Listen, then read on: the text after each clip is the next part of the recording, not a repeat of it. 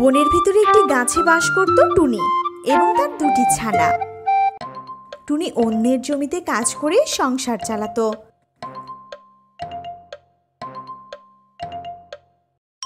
আর সেই বনে বাস করত একটি দুষ্টু কাক। তার মাথায় থাকে শুধু দুষ্টু বুদ্ধি। আর সেই বনে তাদের প্রতিবেশী ছিল একটি টিয়া এবং তার একটি বাচ্চা। টিয়ার কাক ছিল বনের সবচেয়ে দুষ্টু বন্ধু। তারা দুষ্টু বুদ্ধি দিয়ে এই বনের পাখিদের বিরক্ত করত। আর এই বনের রাজা ছিলেন ঈগল মহারাজ। আর ঈগল মহারাজের ছিল একটি মাত্র রাজপুত্র ছেলে। জঙ্গলে বেশ শীত নেমেছে। একদিন টুনির দুই ছানা টিয়ার বাসার সামনে দিয়ে যাচ্ছিল। তখন দেখে টিয়ার ছানার বাসার সামনে দাঁড়িয়ে দাঁড়িয়ে কেক খাচ্ছে। টুনির বাচ্চাদের খুব কেক খেতে ইচ্ছে করলো। বন্ধু, তুমি কি খাচ্ছ? দেখতে পাচ্ছ না, কেক খাচ্ছি। কেক কি অনেক মজা হয়েছে? হ্যাঁ, কেক খেতে অনেক মজা। তোমার বাসায় তো আরো অনেক কেক আছে, আমাদেরকে একটা কেক দেবে? না না, কেক অনেক মজা হয়েছে, তোমাদের একটাও দেব না, সব আমি মজা করে খাবো।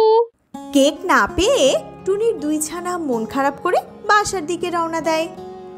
বাসায় গিয়ে ছানারা কাঁদতে কাঁদতে টুনিকে বলে, আম্মু আম্মু, আমরা কেক খাবো, আমাদের কেক বানিয়ে দাও। হঠাৎ কেক খেতে চাচ্ছ মামুনি? আমরা জানি না, আমাদের খুব কেক খেতে ইচ্ছে করছে আম্মু। এখন কেক কিভাবে বানিয়ে দেব? কিন্তু ঘরে তো আটা, ময়দা, গুড়, দুধ, ডিম কিছুই নেই মামুনি। আমরা কিছুই জানি না, কেক না পেলে আমরা কোনো খাবারই খাবো না। এমন বলো না আমার ছানারা, চিন্তা করো না, কাল কাজ করে যা টাকা পাবো তা দিয়ে ফেরার পথে তোমাদের জন্য কেক কিনে আনবো। আচ্ছা আম্মু, ঠিক আছে। পরের দিন সকালে টুনি অন্যের জমিতে কাজ করতে বেরিয়ে পড়ে। টুনি যেতে যেতে দেখে দুষ্টু কাক রাস্তার পাশে দাঁড়িয়ে আছে। তার পাশে একটি মাটির হাঁড়িতে একটি সুন্দর গাছের চারা। দুষ্টু কাক টুনিকে দেখে বলল, এই টুনি, এদিকে আয়, দেখ তো এটা কিসের গাছ? কাক ভাই, আমি তো চিনতে পারছি না, তাছাড়া এটা তুমি কোথায় পেলে?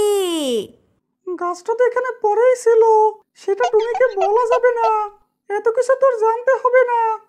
গাছটা তো দেখতে কত সুন্দর, আমাকে গাছটা দেবে কাক ভাই? গাছটা কিসের তাও তো জানি না, টুনিকে দিয়ে দেই, পরে ফল হলে টুনি থেকে সব নিয়ে নিব। আচ্ছা যা, গাছটা নিয়ে যা। টুনি গাছটি বাড়িতে নিয়ে আসে আর তার ছোট জমিতে লাগিয়ে দেয়।